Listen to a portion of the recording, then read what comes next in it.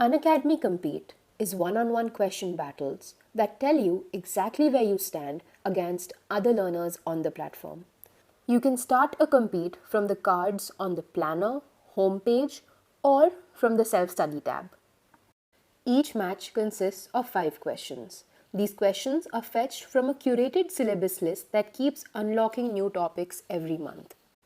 When you start a compete, the app tries to find a worthy opponent for you, somebody who is in the same class and has a similar level of preparation. And once we find you a worthy contender, the game is about to begin.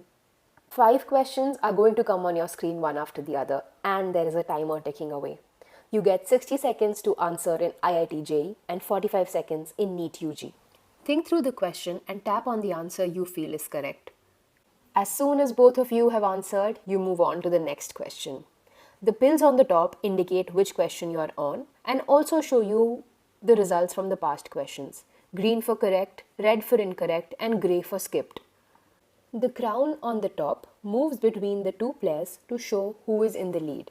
The one who answers the question correctly and in the least amount of time wins the round. You will know that your opponent has answered when you see their avatar move up and down. And just like that, you have already advanced to the 4th question. Remember that if you leave the app or your internet goes away, you can always rejoin the game when it is going on live.